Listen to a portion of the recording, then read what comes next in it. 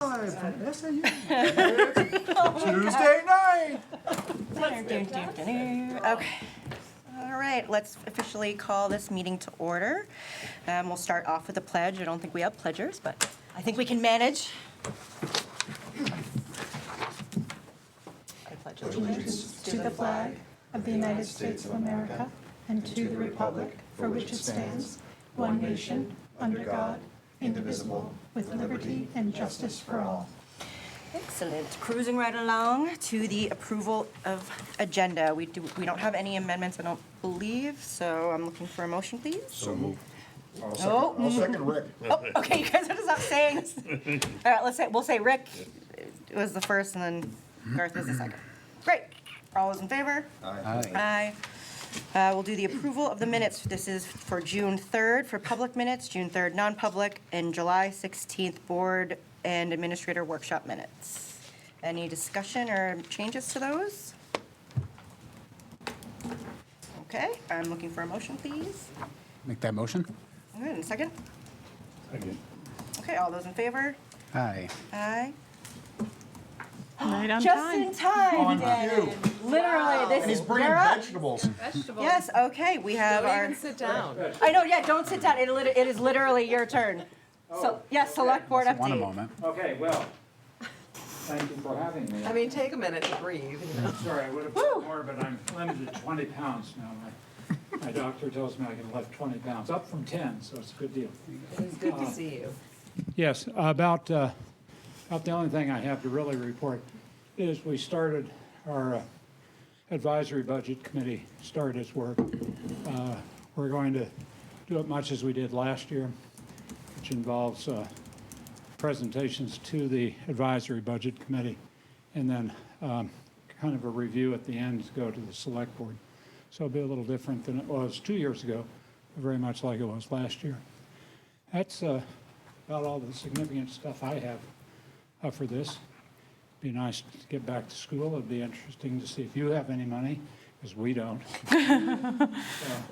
It'll be tricky. Well, there goes our plan to borrow from you guys. Yeah, exactly. Zucchini and cucumbers here and summer squash, so. Oh, thank you. Oh, my goodness. Picked about half hour ago, so. pretty So fresh. thank you. Yeah.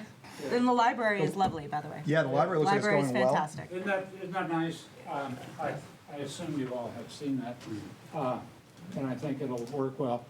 Wendy is still planning to do her thing with the school kids next year. It'll just be a little bit the geography. It'll be a little bit, but if you've seen the kids area, it's a beautiful, beautiful area. Would recommend you go, even if you're not a kid. Go look at it. It's pretty cool.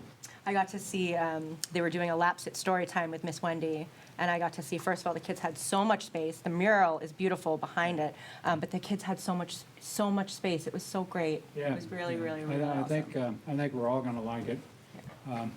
I think it's worth it. I know there are people who don't, but I think it's really worth it. And I think actually the more people see it, the more impressed they are with it. Yeah, I think they're absolutely. quite pleased.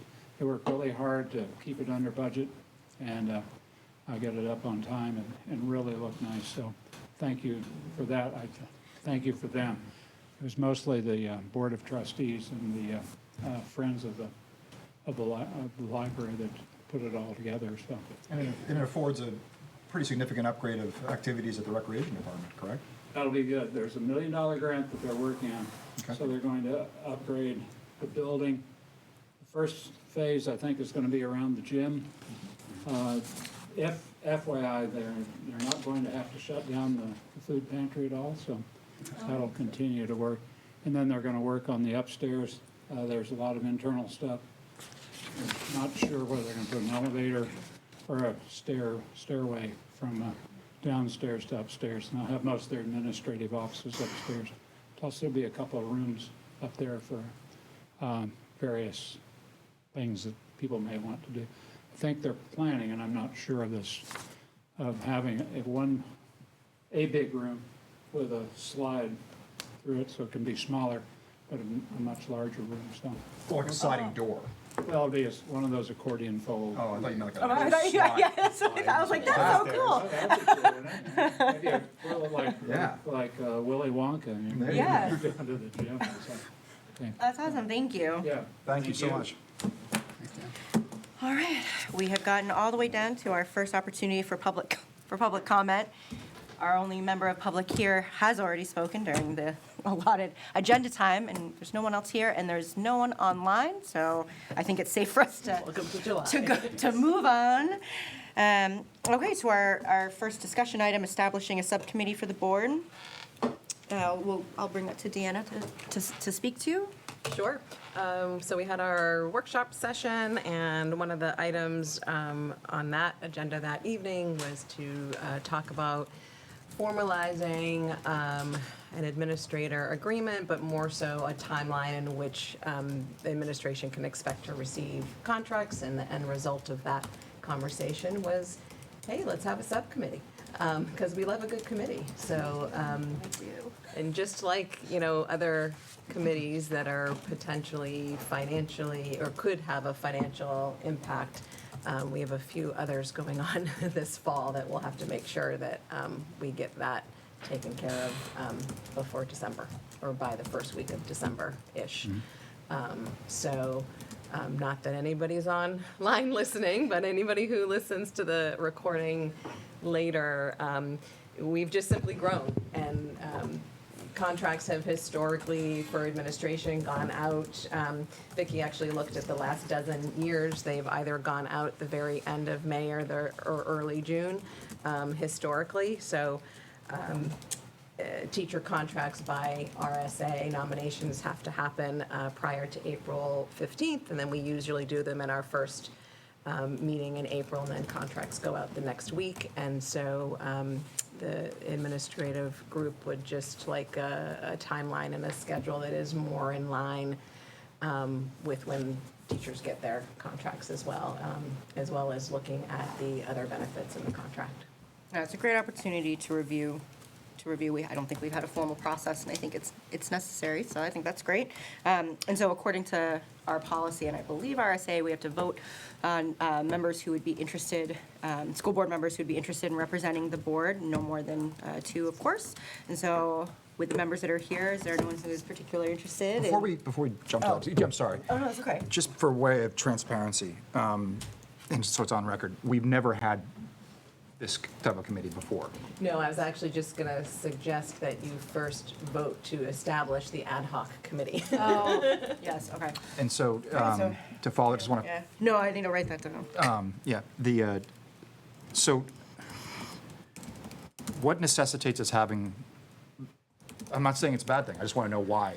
And all of a sudden, after all these years of doing things the way we've been doing them fairly successfully, all of a sudden now at this particular point in Barrington history, that we're going to establish a committee to negotiate. So historically, so you need 10 people working in the same concentration in order to unionize. Okay. So historically, we haven't had enough administrators to unionize. Now that we've added a couple of positions over the years, we have enough to unionize. So they're unionizing. So they're not unionized. They're not. They could choose to. They don't have a burning need to. They're just hoping to have an agreement within the district that outlines what their salaries and benefit structure will look like. So I think the reason it came to a head this year is we've had the same administrators here for years. And over the last couple of years, a few of those people have gone to a different state, gone on to superintendency, different things. And so people coming from other, maybe larger or just different districts are like, wait a minute, we have a process in that district. Why isn't there a Okay. process? So I just think people were feeling a little out of sorts, not knowing when contracts would come. And then also inconsistencies with like a salary schedule, like, how do my years of experience and my, say, certifications or degrees contribute to the district, and then it also determine my salary. Gotcha. All right. And then, we have we have a big variation between, ECLC on any given day has 140-ish kids in the building, and then the other two buildings have about 400. Most people would assert that the responsibilities at a middle school are far greater, just because bigger kids, bigger problems, right? Different problems, I should say. And so most districts that I know of across the state, like your high school principals tend to make the most, and then middle school and elementary. And I just know, having held 3 different positions in this district, that it's been a pretty constant conversation over the last 12 years where, people talk to each other, right? That's not a bad thing. When it's like, well, what percentage increase did you get? Well, how come I didn't get X, Y, or Z? And so instead of having these behind-the-scenes conversations, I think it benefits everybody to just have a pay structure and have a system and a procedure in place. Because what I got from the workshop was that one of the largest, or the driving concern, was the timing and the weight that they had to go through in order before they received their contracts. That would necessitate a committee. I mean, that would just be like, we could even have a quorum of people discuss that. But what you're saying is because it's actually just a financial aspect, they're asking for more money, is basically. So therefore, Yeah. we can only send 2 board members. So that would be different. Right, so I Right, okay. think because the community and the board has done an amazing job over the course of 4 contract cycles for teachers, acknowledging that they were at the bottom quarter paid teachers in the state, right? It's been a while since Barrington was on that end of things. But we really worked hard, and the community has supported that, to bring teacher salaries into a much more competitive market with our area districts. Not certain ones, but more so. And when you look at it from a per diem perspective, that, most administrators work year-round, you then start, now the highest teacher salary and the, say, assistant principal salaries are right on top of each other. So I think because the teacher salaries have incrementally gone up over the years, and the administrator salaries have as well, but there's not that distance or that per diem rate that you see in other school districts. Is my memory, like, again, because I don't remember Yeah. but I thought, like, whenever we've talked about administrator salaries, we've always looked at what other districts in those positions and same-sized buildings, and we were always trying to keep them in line, sort of, with those. So that, Yeah. so that what they're saying is that because the teachers are making more money, they should then get bumped above what some of the surrounding districts are making? No, Oh, not okay. surrounding districts. It's really just looking at what the per diem rate. So Okay. the teachers work 185 Yeah. days per year, and administrators are 261. So then when you divide that out, there's a pretty big difference. I will say, though, in the last 5 years, I feel like, in my opinion, might be different than some others, but I feel like this board and the previous board has been very supportive of looking at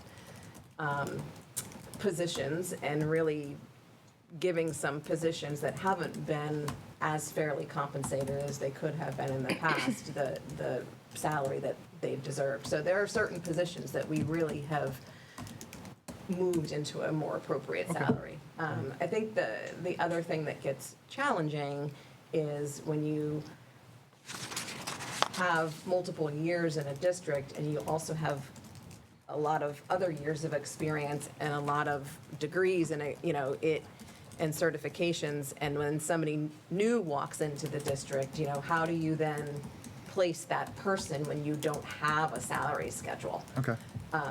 Because you can't just always go with, size of building unless you have an agreement that says, hey, here's the range for the salary for this position for this particular building. Gotcha. So I think we've just grown, and there's a lot of factors that have led us to that conversation. Is there interest, do you feel like that because, like, it was just piggybacking off what Garth said, that would lend to discussion because there might be potential non-salary-based budgetary impact items that would be brought to the discussion. I don't want to give an example because then that would make it look like that's what I'm, that I'm Yeah. promoting that. So I'm just saying, but you know what I mean by that. Things that aren't necessarily just salary-based, but technically could be considered budgetarily based. Yeah, I That mean, would only I'll happen give- in discussions, I'll give right? some examples, just I'm in not case gonna- somebody goes I don't back wanna and give an listens. example. No, I hear what you're saying. If you give an example, you don't want it to sound like you're for or against that so- example. Thank you. So a couple of years ago, 3 years ago, we had a conversation around this. So here in Barrington, it has always been whatever the teachers negotiate, that's what the administrators get. Health insurance, bereavement, those types of things, right? So that's not always the case in other districts. They tend to, because you can't just keep bumping people's salaries, right, indefinitely, they tend to give other benefits, you know, to have people stay. And so I think what really prompted some angst around this conversation was several years ago when one of the teacher contracts were renegotiated and their percentage of sick time buyout when they leave the district after working for 10 years, the administrators didn't get the same benefit. That percentage remained static. And for the people who are still here, like, they've held on to that. Like, oh, we always got what the teachers got until we didn't. So I just think there's been a few instances like that that have caused people to say, hey, you know, that group keeps getting more in increases, rightfully so, but can we have a conversation about our contract now? Because they've never been afforded that. I think something that hit me pretty hard when that conversation was had was the fact that I am a firm believer that, you know, that they should be given a contract in around the same time frame as the teachers. If you have an administrator that's going to leave, they're going to leave. You know, if they've made the decision to say, hey, it's just time to look at different walls or whatever. But, you know, what's troubling to me is that they're professionals and they should be treated as professionals, and to basically go into June and go, we got a job in September, or, you know, and I don't disagree. It's, you know, it's pretty hard in June to, you know, certainly you probably are gonna be able to get a job. But, you know, if they're not gonna get a contract renewed, if they start looking at, in April, they get a better shot at some jobs out there that maybe they're gonna be more interested in. So, me personally, you know, that struck a nerve to me because I was oblivious to it until all of a sudden I was like, wait a minute, that's not, we shouldn't be operating this way with any of our people. And I feel the same way about you. It was, you know, we were, for different reasons, we were really in the 11th hour when we sat down with you, and that's not fair to you. And so for me, I want to fix, I'm sorry, getting away from the microphone, I want to fix some of these problems, and I also, I'll publicly say that I want to look at multi-year contracts. Is this going to change your relationship with your staff? I mean, I feel like up until this year, or up until now, really the superintendent has come up with the individual pay raises for the individual administrative staff and then brought that to the board for approval. And now it's going to be a contractual exchange. So that kind of takes a working tool out of the superintendent's hand, don't you? Do you agree, or am I reading it wrong? I think that it depends on what the committee comes up with. Okay. I understand your Yeah. concern, but I actually think it makes it easier for Okay. everybody. You know, it's difficult to say to one person, wow, you've met all your goals, you know, you have great communication, you know, all the things, but then say, yikes, you know, your salary's getting pretty high, I don't know that, like, that's really acceptable for this, whatever the reason may be. So I do think that having that established range will then it puts the administrator in the position where they have more control and it's their decision, right? They clearly know, I have this job and the range is this, and here's where I fall on that range. And there still needs to be a mechanism for evaluation in there. Right. You know, you still need to make sure that we're all working toward district goals and doing what we're supposed to do. And just because even though I know I might be a geek who watches these videos later, and maybe no one else does, but I just want it on the record that the board clearly recognizes that we do not, as a board, evaluate anyone else besides the superintendent. That is our job and is RSA protected. The superintendent is evaluating the administration. So I just want to make sure that that's clear, that that's not what we're discussing, not because of what you said, but just for the public to hear, that that's not what we're insinuating that would happen as part of this process. So No, that will not and that's change. always been the case. Yeah, and that's always Absolutely. been the case. I do think that for an ad hoc committee, I do think we need a committee description. I think that might be a thing, an RSA. But even without it, I think we could still technically vote to establish, but I still would like us to see it, so that if anyone, a member of the public or a fellow staff member asks us, what is this committee, we easily just have a similar paragraph that just explains what it is. I can draft a paragraph and Just send it it's to a you small all. town, you know what I mean? I don't want people getting worried about something that is clearly does not need to be worried about. And then, you're right, the first thing we need to do is vote to actually establish it. So, I'll make the How motion. big would the committee be? I realize two board members, how big would it be total? So my suggestion, because you have SAU and building level staff with their all administrators, right, working on behalf of students and families. So that same pool of people that we would have one from each, so that everybody just, it's an even playing field, right? You don't want 10 administrators and 2 board members because you guys aren't allowed to have a quorum. Like, that doesn't feel, and everybody would have the opportunity to go back and talk with their teams about, So one person from each building? no, just one building person Oh. and then one SAU person. So there would be Okay. Yep, I got you. 4 people on the committee, and then I will be a silent You'd be an ad hoc. member. Yep, that would make sense. This is a question for the board, but do we care? Like, I mean, for me, like, I could care less if if the admin team sent 2 or 10. I can, Well, I think the- anyone on this board can hold their own against 7 people. It doesn't matter to me. I think the problem And if is it's the- working collaboratively, it doesn't, and the more ideas, the better. It doesn't, that's just my, I'll just unless say- you think it's going to get bogged down. I'll say this, the more people you have on the committee, the slower the committee's gonna get. I wouldn't necessarily be opposed to having one person from each building.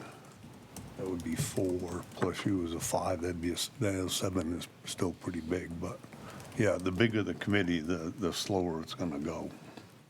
Yeah, if you can't feed the committee with less than 2 pizzas, your committee's too big. Right. That's the general rule. I eat a lot of pizza, so. That's what I'm saying. Yeah. Well, I feel like it's such a small group and they meet regularly, right? And so we ask, I mean, the teachers, for example, or I'll just use the paras because they're coming up. You know, there's close to 50 of them and they have 2 reps. You know, and so if we ask that our paraprofessionals and our educators come to the table and are the voice for the larger group, I think our administrators should be able to do the same. Yeah, so maybe, 2 from the administrative, 2 board members and yourself, that's 5 people. And Well, Dan, I hope you would weigh in too, because you are evaluating them. So I hope you're not a silent part of it. You said you'd be silent. I hope you're not, because it's not really a Appreciate that. negotiation, if you will. It's more, Well, but it's not my But- contract, no, and I'm not but it's- negotiating for my contract, Sure, but I of will course. certainly chime in, answer questions, Yeah, and of course. support. just the whole time, Deanna's like, I'm gonna be like, sorry. Yeah, and look, I mean, I think everyone needs to go into this with the idea that this is a hopeful process, right? Because Absolutely. the next step is, if this doesn't work out, go unionize, and then things will work out differently, because then you're going to be talking about a whole different type of rules, and things will change quickly. Yeah. So, but I'm hopeful that everyone can sit down and work collaboratively and just shoot ideas out and what's going to work best for the district and for the individuals, Yeah, right? I mean, even though the conversation felt really heavy that night, I think part of that is I shouldn't say nobody, very few people feel comfortable talking about money, right? It immediately becomes uncomfortable. And, you know, I think once the conversation got started, people were like, you know, and the administrative team respects all of you and are so grateful that you're willing and open to hearing, and they didn't necessarily feel like they could voice themselves fully in the past. And so I think that's progress, honestly. It doesn't feel great. It feels uncomfortable to a degree. But I really think people are coming to the table feeling very hopeful and positive and not, you know, looking for, you know, platinum. They're just looking for structure. They're looking to understand and have an expectation around, you know, how their contracts are going to be built. It becomes much more expensive to replace people. So, you know, in a lot of respects, it's more economical to take care of what you got. And so again, I think I'll speak for myself. I took for granted till all of a sudden I went, wait a minute. There's no way they should have gone into June wondering whether they have a job or not. It's not fair to them.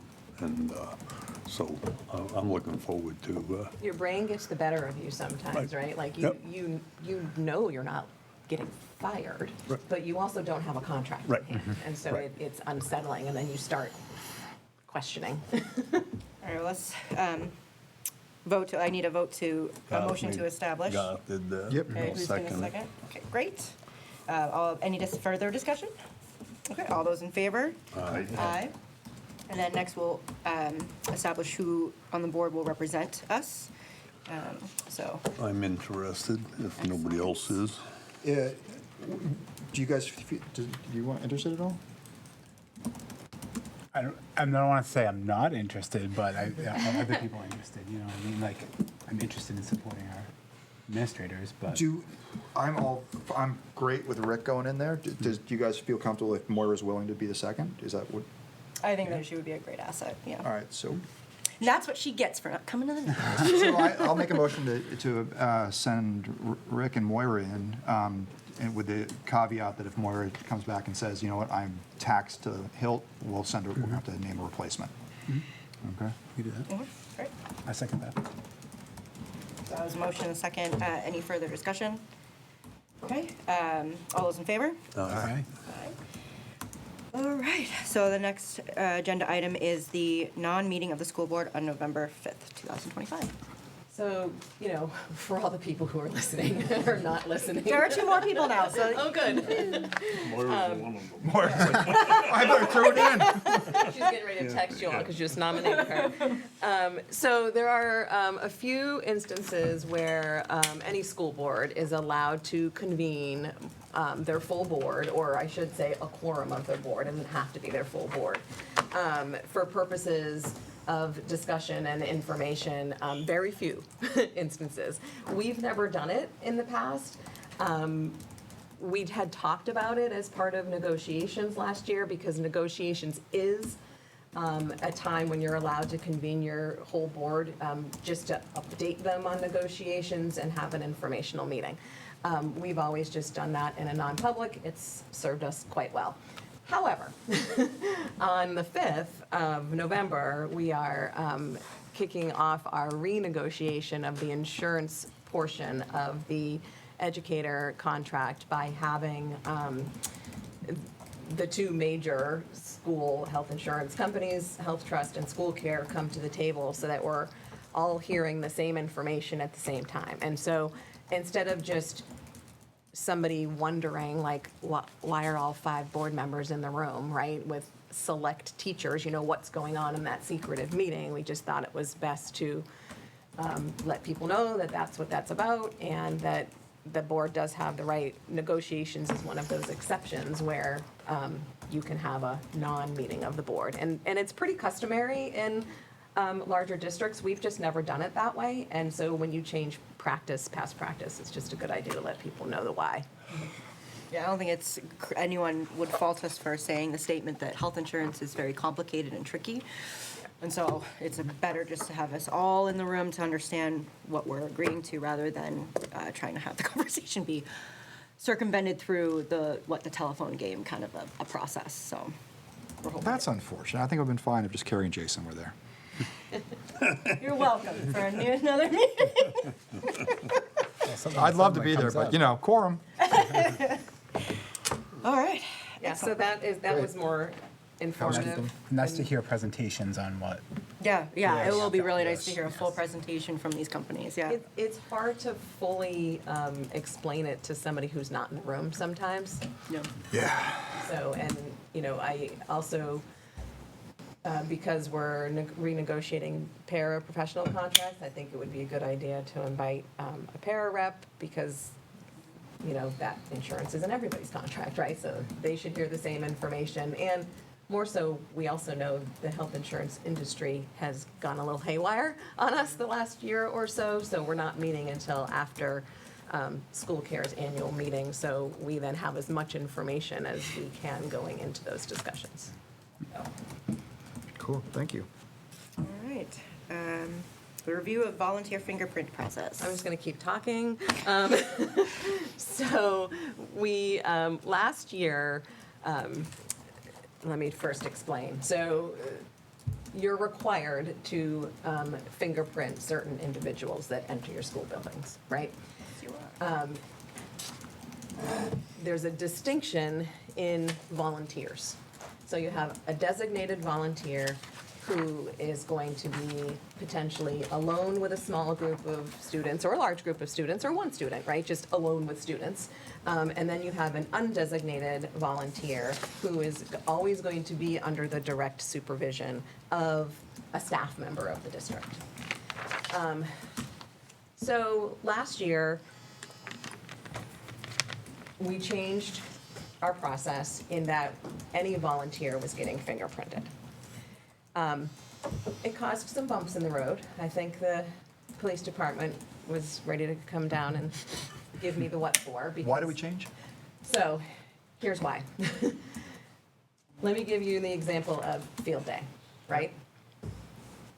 Arguably, somebody could say, well, there's teachers out there. So they're undesignated volunteers, Yeah. like parents are out there, or grandparents, or community members, whomever. And they're not necessarily directly supervising kids, but what happens if, you know, they're running, I don't know, one of the stations, three-legged race or whatever, and they have a second parent with them, and there might be a teacher there as well, or whoever, a staff member, and one child says, I need to go to the restroom. I used to wonder the same thing when I was on field trips, because I never used to have to get fingerprinted, but then I'd have 3 little kids with me, my daughter being one of them, and one of them say, I have to go to the bathroom. And I'm like, Yep.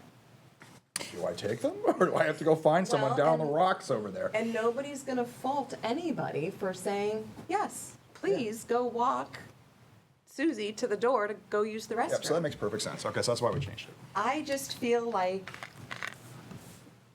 in this day and age, we are running a risk if we just don't blanket fingerprint anybody who's going to be in our school buildings. Like, we've taken a lot of measures lately to be more secure and to protect our children in this community. You know, we've locked our vestibules, et cetera. Many At districts. BYA, the rule is, coming down from national, is that anyone that has contact with kids. Yeah. Blanket statement, no Unless exceptions. you fingerprint somebody, you have no idea what's in their history. Yeah. And it may have been something that was, you know, we all know executive function skills don't develop until 26. I get fingerprint results back all the time. Most often, if somebody's going to do something silly, it happens anywhere between 18 and 24. I'm not kidding. Give Rick time, hold on. And then He's only just begun. I get to be the person that then calls them up and asks them to come in to talk to me about the infraction, because I've had training on the fingerprint process. And then, you know, so they changed it a few years ago. Now we get everything.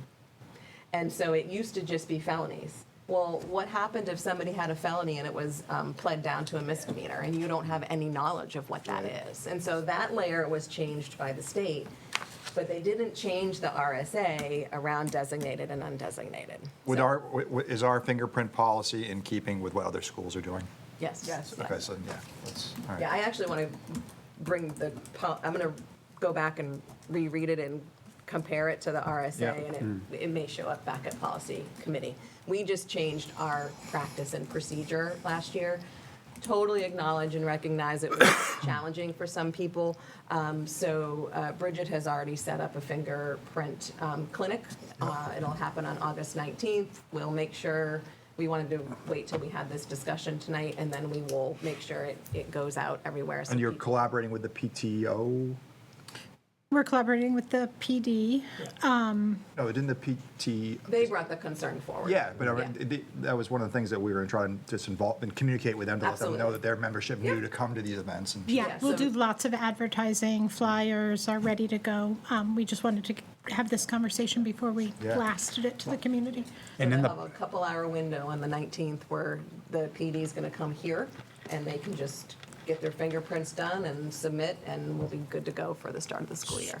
So moving forward beyond that, is there a way to, or would you look at having a way that you could work with the PD to turn around and say, okay, you know, if somebody comes in March and wants to be a volunteer to do something in April or May, work with the PD in such a way that, hey, you know, I'm just going to say, pick something like, we're going to have the first Wednesday of the month between 9 and 11, and you Yes, either so- gotta, you have to Chief- be in there in that window, and if you're not there in that one, you're going Chief- to have to wait till the following month. The caveat to this, what I'm calling fingerprinting palooza, is that the police department that has been so gracious over the course of this year and let us send people over almost daily is going to shift their practice for the upcoming school year to doing it 2 days a week.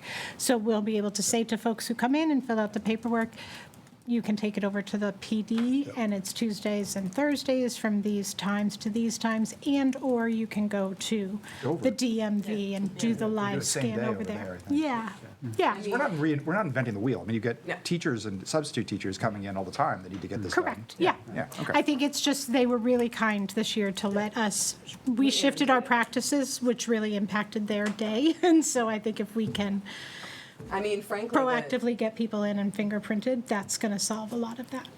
And honestly, the best bet is for people to go to Dover or into Concord because they have the live scan and they're much cleaner and pass. We quite often get ones back that can't be read, Okay. so. well, Dan, the policy, like the last, there's like 1 of 4 criteria to be a designated volunteer, and the last one is anyone you determine to be a designated volunteer or the school board. So, Yeah. I mean, I'm only one member, but I agree that anyone who is in a school when kids are there is a designated volunteer. We're certainly not going to change that policy or procedure, but we certainly also don't want it to be a hindrance in the relationship we have with the community to be involved with our school, of course, and volunteer. So I think that's great that we're going to Yeah, offer people that. have been very appreciative.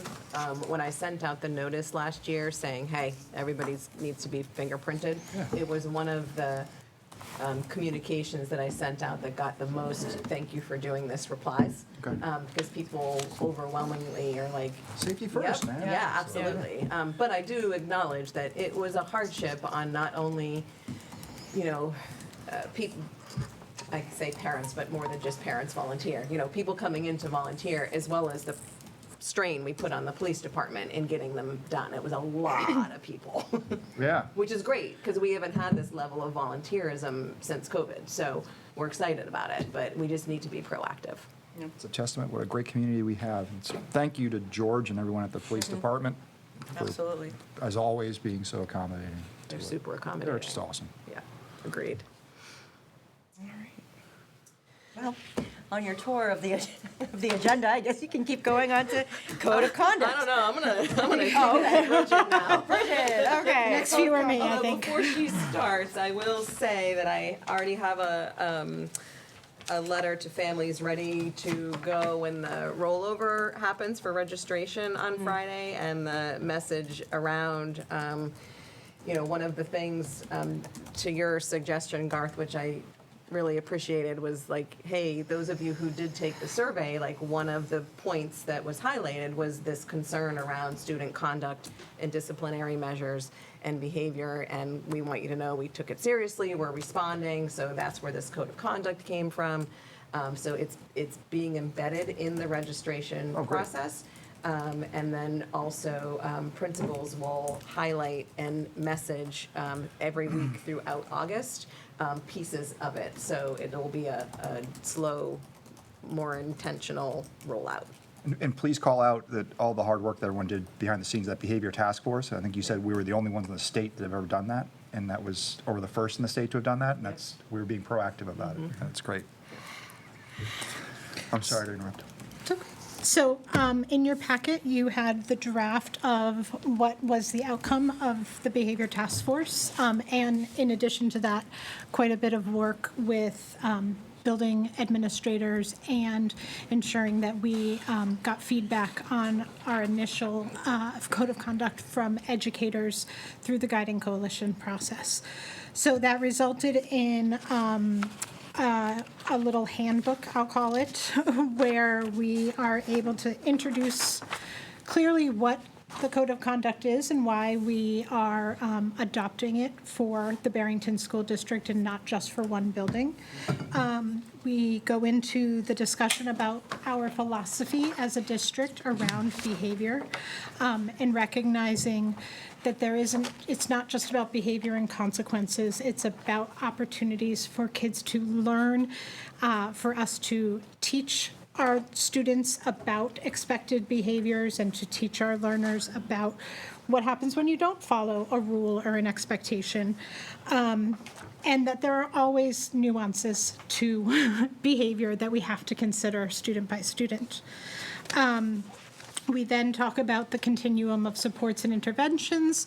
So those are things that educators and in each building can do proactively to support our students who maybe aren't following directions the first time or aren't adhering to the code of conduct.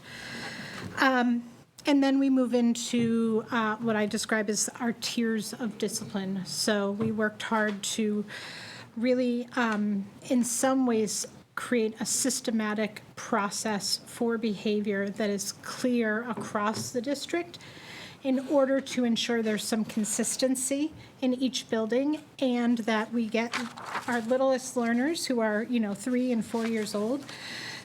That's where we get the most, growth in learning, that they are getting the same information that will translate when they go to BES, and then that our BES are getting the same information that will translate as they transition into BMS. We talk about what each leveled behaviors are. So level 1 behaviors are, in the classroom, they're teacher managed, they're something that can be corrected very quickly and typically on the spot. And then we talk about level 2 behaviors, and then we're talking about some disruption to the learning environment. Maybe it's chronic misbehavior, and it's interfering either with that student's learning or his or her peers' learning. And there are consequences that will be put into place when those behaviors arise. There's sort of a menu to work off of. We move into level 3. Behaviors, which become a little bit more described as incidents. So we're going to be talking about actions directed towards other students, staff, or property that pose a risk to the health and safety of others. And we talk about consequences and supports for our learners there that are a little bit more intense. So we're looking at, does the student need some time away from the classroom? Does the student need access to the school counselor to learn how to manage some of what's happening? Do we, as a student child study team, need to come together to support this learner? And acknowledging that even at a level 3 behavior, all disciplinary actions should be at the same time as giving consequences, learning opportunities. Children come to school not only to learn how to read and to do math and science and social studies, but more and more they need support about what expected behavior looks like and how to achieve success in school when it comes to that.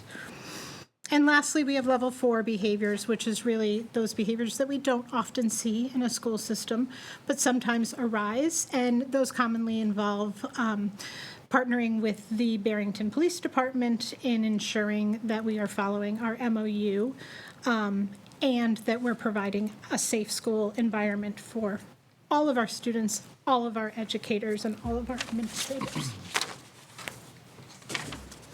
I'm going to pause to see if there's any questions.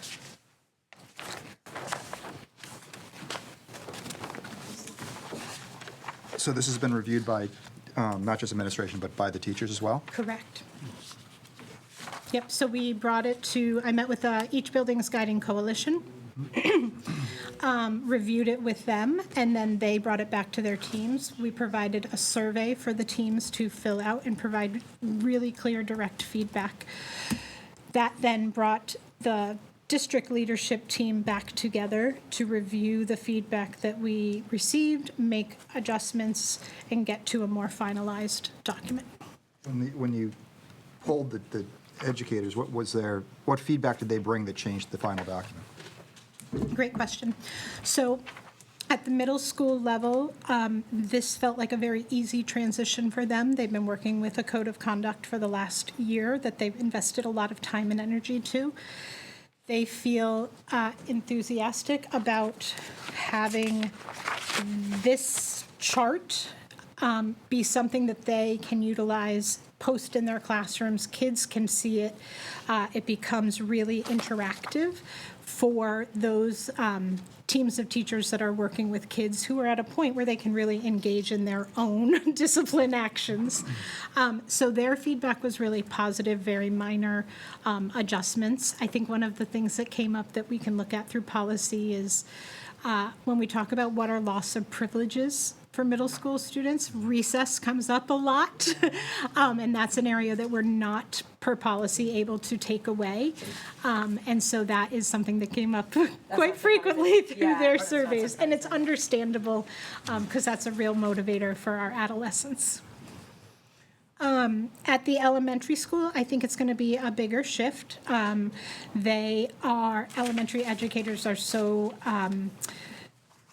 passionate and connected to their students that it feels challenging to move into a system almost, right? Because at BES, we're such a small community that those connections are really personalized, and sometimes it's challenging to say, we still have to give the same type of consequence no matter who the kid is. So there were lots of questions that we will work through over the course of the rollout about, do special education students need to follow the code of conduct, right? Absolutely a fair discussion that we need to have and make sure that they understand how that works and what an IEP plays into a code of conduct. And then the ECLC had a super productive guiding coalition and their MTSSB committee meet with me together.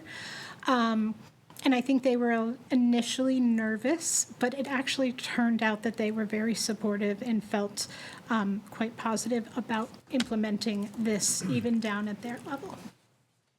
I just Go wanted ahead. to add, I think another thing that came up as oh my goodness, how are we going to possibly get this done is the logging into Power School of the actual disciplinary events. And so we're trying to come up with how we can, so at the middle school level, it's much easier, right? Students are more independent. There's a misbehavior or a breach of the code of conduct of some sort. The teacher can jot themselves down some quick notes during some independent work time. They can take a minute, enter, log that entry.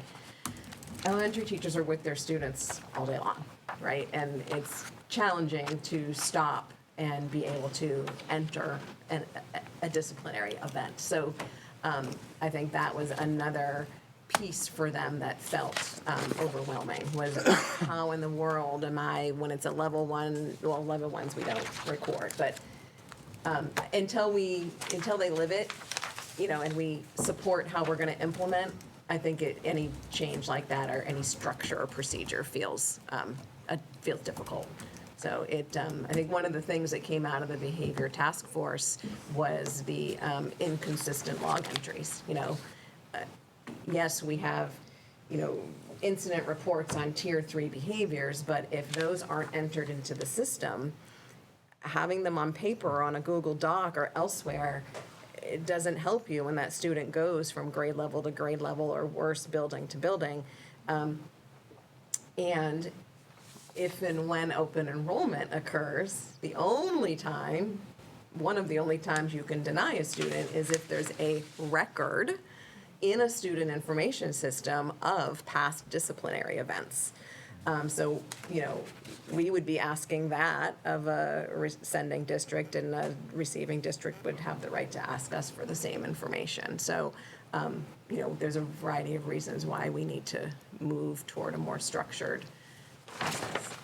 I love this, and I can see how much work went into creating something like this, especially from scratch, right? So thank you for the work of all the staff involved, all the administration involved. I had 3 questions that I bet you're going to discuss, so sorry that I'm interrupting. I'm sure you're literally about to discuss it. We've been living it so long, it's great to have a different set of eyes look at it. Oh, don't hype me up before I ask the question. So my first, I'll list them off, and then, because they might, have you might be able to answer it with just one thing. Anyways, getting to it. What are the metrics for success or metrics for progress that we're going to be using? What is the cycle for review for, we've gotten this document in there, we've hit that first hurdle, what's next? Because it's obviously, I can imagine a living document in a way, but I don't want it to become the only thing, it's important, but obviously this is just a piece of the job. So how do we keep this fresh and keep this a living document that's used, but also one that we do take a moment to review and adjust? And then what's the vehicle for staff and family feedback on it? Because I know the first year you enroll anything, right? There's going to be a lot of feedback. And so how would we be obtaining that? Great. All of those are great questions. So I think that I'm going to take the review cycle question first.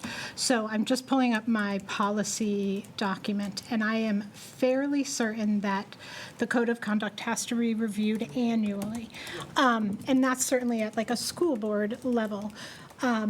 We agreed through the behavior task force that as a new document and something new that we're living, we need to assess it earlier than that. So I think we talked about within the first, was it, I don't remember if we said December.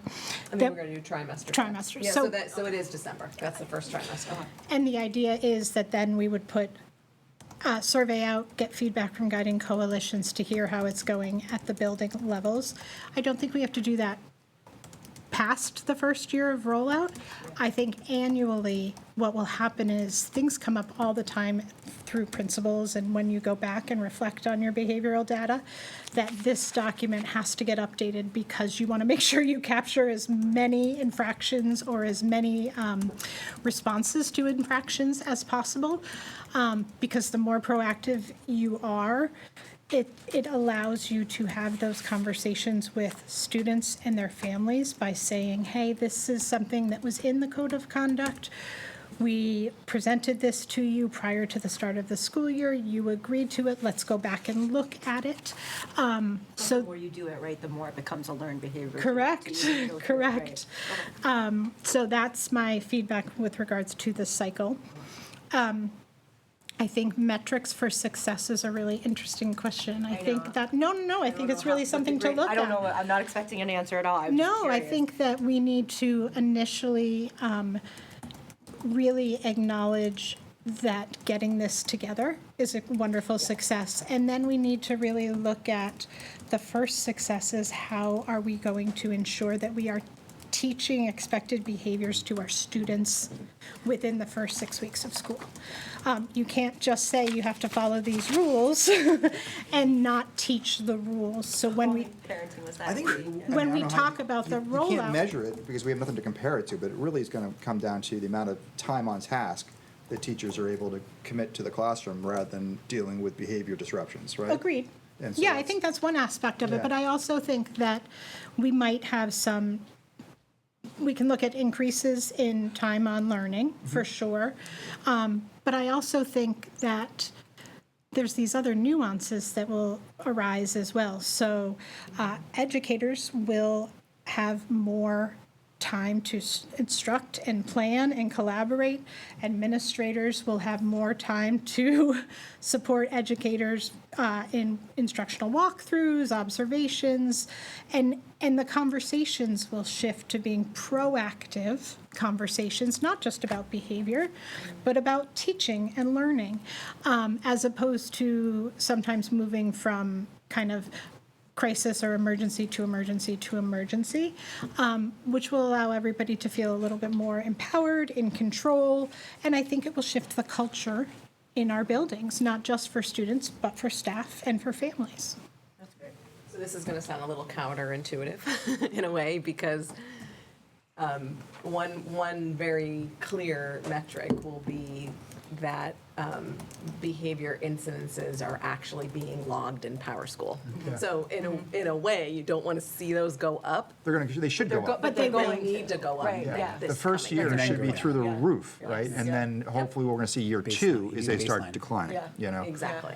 And so it's going to appear in our student information system, all of a sudden, there's all these behaviors, right? But it's just because we've been inconsistent with logging them. So that is one. And the positive of that is that as a district leadership team, when we're meeting, we'll be able to look at that data and say, it looks like your building needs a refresher on how to walk quietly in the hallway or how to use the bathroom appropriately. What are you going to do to teach that skill again so that your kiddos get back on track in the building?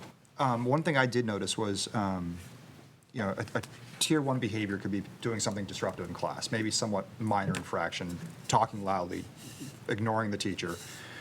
So that's an incident, okay? Can you log multiple incidents in one day? Like where that kid is, you've settled the kid down once, does it again, does it have to do a So third? tier ones are not logged. Those are teacher. Okay, But repeated ones yes. are. Yes. Okay, but point I'm getting at is, I want the kids to be learning how to become better students and better little people, right? On the other side of the coin, I don't want to give them unlimited chances to disrupt a school day until it moves up to a situation where finally we're going to have to address this kid. Multiple times, one day, you can say, I need help here, this kid is Absolutely. ruining the school day. Okay, great, okay. And I think that's the other piece that is a positive outcome of this, is those conversations will happen regularly Okay. between educator to educator, but also educator to administrator. When does it cross the threshold? Right. And are we in agreeance as a building that this has crossed a threshold and it needs an administrator to intervene? Because I loved the continuum of supports and intervention, like the kiddo that's having a bad day. Yep. We've got lots of tools in place to help that kiddo. What I'm also concerned about, equally if not more so, are the other kids in the class. Correct. That are just caught in the crossfire. Correct. And their day has been lost because Mr. Svensson has had to deal with this kid. Yeah, and I think we really heard that through the behavior task Great. force, so that when you look at the definitions of the levels, we really define the fact that, level 2 behaviors consistently disrupt the learning environment, right? Like that is a really clear message. Is consistent, is that I'm not parsing your words because it's written beautifully. Is it consistently or repetitively or continuously? So it's repeated misbehavior Okay. that leads to chronic interference of a student's own learning, the teacher's ability to teach, and the learning of others. So it can be, that's like a menu, Yeah, so it could be right? consistently on a Tuesday, you're Correct. disrupting class, okay. And that's the goal, right? Sometimes Yeah. you get a kiddo who's just a one and done. They just needed to kind of test the Yeah. boundary.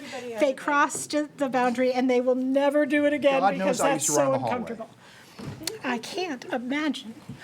Sometimes with scissors. But then there are kiddos that are multiple, they struggle daily, and that requires not just consequences, but also those proactive Support. interventions and supports. Yeah.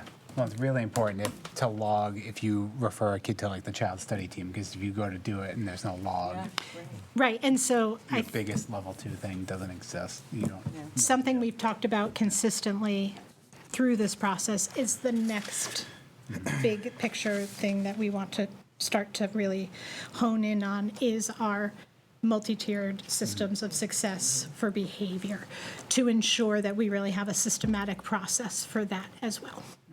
That's consistent in the district. When would be a realistic timeframe to provide the board with an update on how this is going? Because I'm not going to, I mean, unless the rest of you guys want to argue with me about it, but I certainly do not feel compelled to hear the updates at the level that you would need to be getting them from your teams and from families. But I don't want to wait until next year when we're reviewing it to hear from it. So what would you Agreed. think, 6 months? December, right? December, right? Yeah. I mean, it's, although that's the first, What?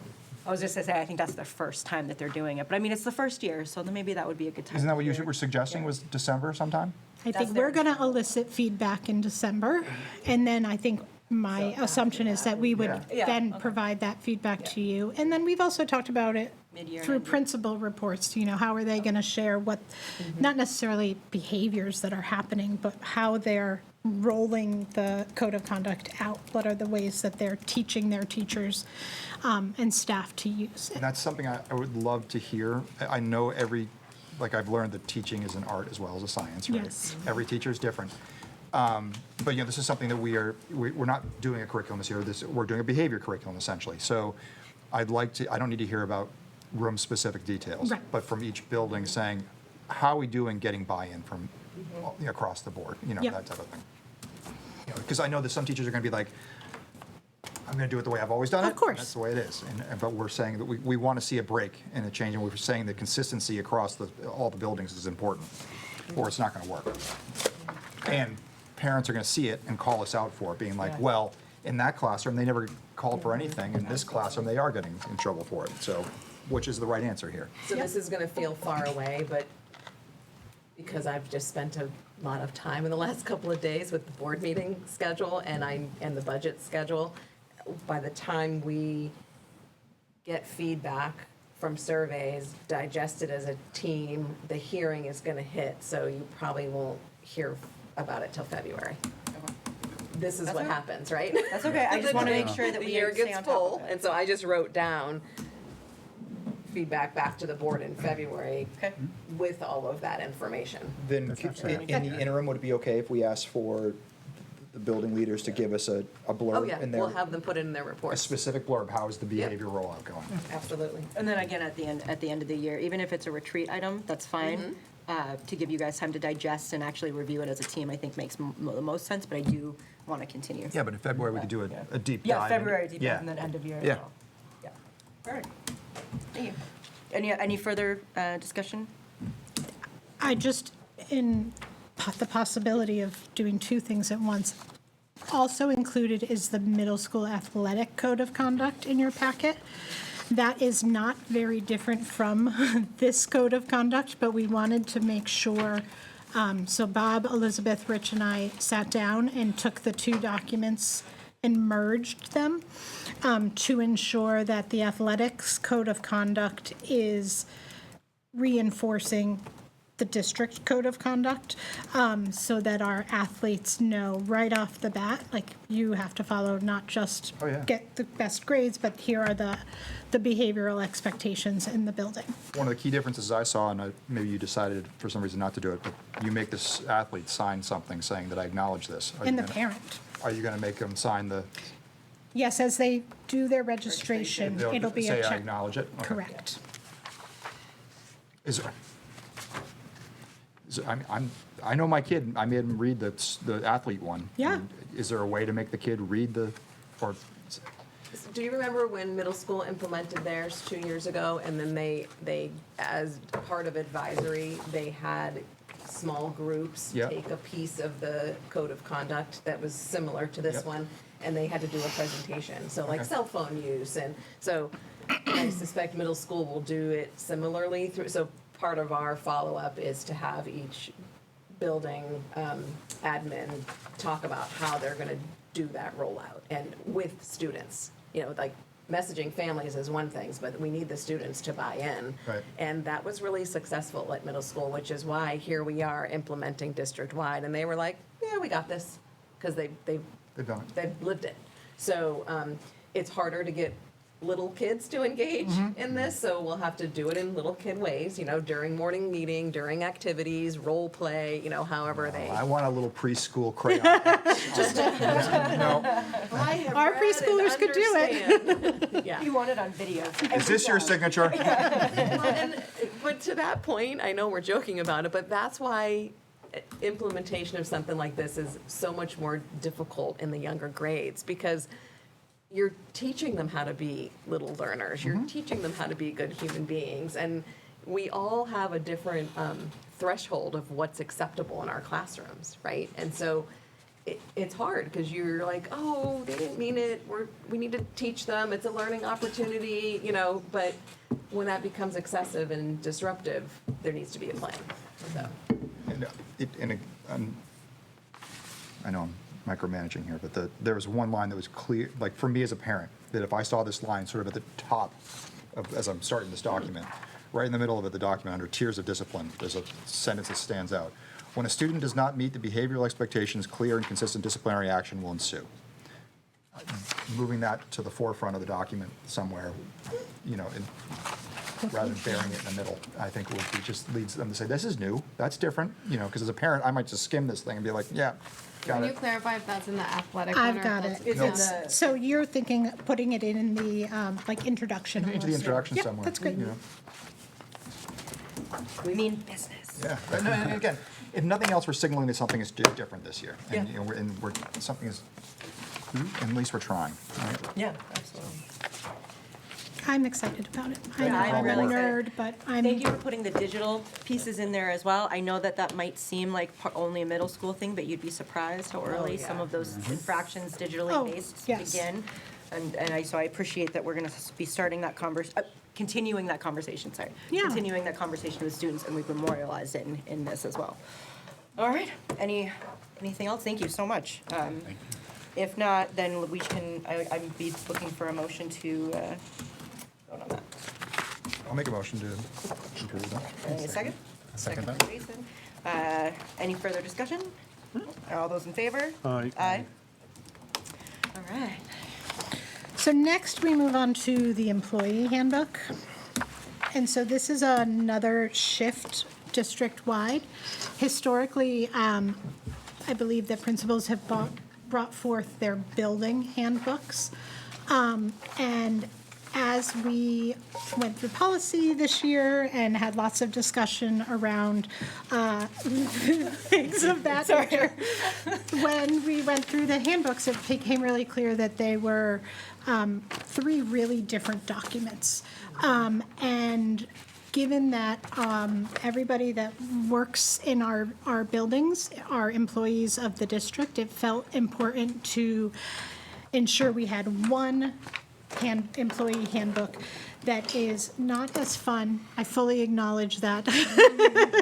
It's not as fun as some of the elementary handbooks, but it's really clear about things that we need our educators to know, whether it's policies, procedures, systems, their expectations. So that's why you're seeing a very different document than you've seen in years past. I don't think handbooks are supposed to be fun by nature. I know, but when Okay. you are a preschool and kindergarten principal, it's fun to be fun. It was really just the time to do it because there are so many more added policies that they need to be made aware of. And we were doing our staff notification of policies on the same form that they were telling us what kind of vehicle they drove and who their emergency contact was. And I think it was done on a dot matrix printer, like the form looked that ancient. And when I just randomly asked some people, like, hey, when do you sign off on policies? They're like, what are you talking about? So they weren't recognizing, they recognized that form as an emergency form. They weren't even recognizing that, oh, I'm signing off on the fact that I need to adhere to all these policies. And there's been a lot of detailed policy change in the last couple of years. So it was time to make a more formal document. Great. All right, anyone have any discussion points? I just have a question about the work times for certified staff. It says like for the 3 different schools, there are 2 different work times. Yeah. Is that by design? Yeah. So we're trying to, so the teacher contract, for as long as I can remember, I didn't go back and look at how many years, has stated that the workday is 7.5 hours, and also that building principals have the right to establish start and end times. We've not done that. So the reason we did it this year, and the reason there are 2, is we're trying to be, have a little bit of a soft rollout, as opposed to saying your workday must be this and this. Not to say we won't move to that if it lends itself to it, and then coming, a year later. But it's a hard shift for people when they've never had a start and end time, right? Like, some people need more time to settle in the morning, and some roll in and start teaching their class, and they like to do their time at the end of the day. But really what necessitated it was the additional prep time that was added to the teacher contract, the CBA. And so previously, they only had 3 days a week, and then administratively, we had those other 2 days to do data team meetings, et cetera. So if you don't set a start and end time, you can't ensure that your staff is going to all be present in order to have certain meetings when you need to, including, parent meetings and such. So we just, we have a lot of work to do. And we need to set those times so that we know when our educators are going to be in the building, so that we can have the most intentional conversations that we can on behalf of our students. And the reason, another just plug here, is we should have transportation sorted. So we needed that in place. Buses need to roll in around the same time every day and pick up around the same time every day in order to have really clear established bell times, which then allow us to have really clear and established start of your day and end of your day times. So will staff, they should be expecting, they should be planning for one of these 2. They should, and if it were me, I'd be planning for the earlier one just to cover my bases. So the principals have done a nice job of Oh, they've already communicating done. all of this out. We started the rollout last year. Okay, good. They actually heard it in the spring, and they've heard it periodically since then. And they were surveyed in some cases, nice. like, hey, this, because we acknowledge that people get into a routine, and they also have families, right? Childcare is an issue, or who's going to drop off when, and that angst of ramping back up for school and having set times is challenging. We've also always had in our contract for, like I said, as long as I can remember, the 1 time a month, 45-minute meeting outside of the contractual time.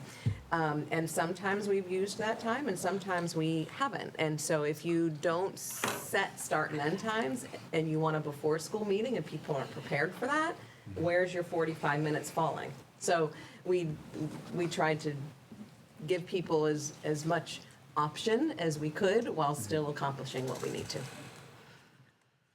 Thank you. Sure. All right, any other questions or comments from the board or from admin? All right, so. Make a motion to approve the employee handbook. I need a second. I'll second that. Excellent. With no further discussion, I'm going to go ahead and call a vote, please. All those in favor? Aye. And then similarly, you guys are being such troopers. I know this was a lot. These are huge. And this year will be the hardest year, I swear. Similarly, we did the same thing with our family handbooks. So we wanted to ensure there was consistency across the district, that the same information was being shared with families across all 3 buildings. So primarily, these 3 handbooks are very similar. Once we were able to encompass kind of all the necessary policies and procedures and information, some of the principals went back in and added, a little bit more of their building-specific information. so that we got everything across that we needed to in one handy dandy notebook. And again, the goal of this was to ensure that we are communicating all necessary policies each and every year. So it's not unexpected when we have to reference it during the school year. And you did get the 3 of these minus the updated policies all last year, and we did spend a decent amount of time on them. So they're, the rest of the content isn't drastically different from, it's just more uniform and more up to date. I thought that they looked very, very well done. Okay, so any questions or comments from the board? No, nice work. Thank you. Really, and they look really, really professional. Crisp. Very crisp. I like the school songs in there. Like it just was very unifying. So I thought very well done there. The font was pleasing. The font was pleasing. That is really important. I swear, if it was Comic Sans. That actually makes me really happy to hear that you like the font. I use wingdings in all my, Must go really well for you in There's communication. lots of research around which font you're supposed to use. For real. what does it say to use wingdings? It does not. It does not. Only when you're ordering chicken. All right. So absent any further comment or questions, I'm looking for a motion, please. I make a motion. Okay, a second. I'll second. Okay, all those in favor? Aye. Aye. I said sales rep, we were joking about Policies. wingdings. It sent me my It's been entire a order. hot minute since in we have Windows. talked about policies. It's been a while, although we are meeting this week. So there's 2 to rescind. One is just flat out obsolete. It like literally says This is obsolete. DMV Form 505. It's ancient, old, and we have the use of private vehicles elsewhere in policy. And then the other one you can see is actually a first read down below, because we're certainly not getting rid of our suicide prevention and response. It is just recoded and has some different content down below. So those 2 are for rescinding. And then I think it is pretty clear by the names of these policies that they are all required when you're talking about mandatory drug and alcohol testing for bus drivers and contracted carriers, student transportation services, suicide prevention and response plan, reporting child abuse and neglect, and receipt and use of the sex offender registry, and student records and access by FERPA. So we, given the intensity, shall I say, of that list of policies, if memory serves, we really relied on what the School Boards Association recommendations were. When you go to publish this document onto the into the drive, can you just add a agenda number next to policies? It just I didn't notice it until we just started talking about it. Just so that it calls it out as an agenda item. Oh, yikes, absolutely. I didn't notice it I either. didn't see that. Yes, thank you. Sorry, go ahead. Yeah, I'm No. done, yeah. So that should actually be number 8. Yeah. Yep, thank you. 2, 3, and then side being 9. You know what, that was my fault, because I asked Chris to separate out, suggested to rescind and first read, and then she lost the Roman numeral when she was reorganizing. That's why we need Latin. That's right. All right. I'll somebody make a re- motion to rescind policies EEAG-R and JLD-BBR, and then I'd like to make a motion at the same time to accept for first read EEAEA, EEA, JLDBB, JLIF, and JRA. You missed JLF. I meant to say JLF. Perfect. And JLIF. And JLIF. Yes, that one he got, but yeah, he skipped over JLF. All right, I need a second. I'll second that. All right, any discussion? All right, all those in favor? Yeah. Aye. Aye. Excellent. Okay, our second opportunity for public comment. We have some people who have joined us online, but I'll Yay. put this back to where we always go with the people here in person. Any further comments, sir? Okay. Anyone online, this is your time to shine. Give it a few awkward moments. All right, I'm gonna take that silence as a no. So I will entertain a motion to adjourn, please. I think you got one. Oh, just kidding, we did get one, yes. Yay. Okay, we're going back to public comment. All right, go ahead. We have can't see the name, but it's listed as LG. Go ahead. Hi, can you hear me? Sure can. Hi, we can hear you. This is Lynn Geyer. And Mike was supposed to do it for me, but he said I should do it. Have you guys considered for the fingerprinting, bringing in the state police live scan, which makes it quick and easy? And that's my only comment. Is it just, I know that with the fingerprinting for, like, with the ink, there can be a Yes. lot of mistakes and things that get sent back, and I just wanted to make sure that you guys were aware that they'll come to the school. That's great that's to it. hear. Thank you. I have been in Thank you. negotiations with our local police about getting a live scan, but it's a cost. So that's helpful to know that the state police can come in and do a live scan. I wasn't aware of that. I'll look into that. Perfect. I can add to it. So I had to be fingerprinted for Oyster River. Yeah. They sent me to Dover. Right. Yeah, for it gets the into Which we do DMV, as well. Also as a live scan. Yeah, we Yes, sent we do that as well. Thank you so much. Anyone else that is online? Okay, now for real, we're gonna close And public? I think Oh, I think the just point is that kidding. we're trying to make it as easy for Correct. volunteers to get it done as possible. Easy and fast. So if we can't get one here, we can't afford to get one here, to direct them to Dover Mm-hmm. and get it same day, you know, there's many opportunities. And that is what possible. we It's offer great. every time. So we are already doing that, but I agree. The live scan just does a nicer job. It's just fancy and modern. I got a summer squash calling my name over there. I'd like All a right. cucumber. So then, get me a motion to adjourn. I'd like to make a motion to get a summer squash. A second, please. Okay, all those in favor? Aye. Aye. Thank you very guys much. very much. You know what I was going to ask last weekend?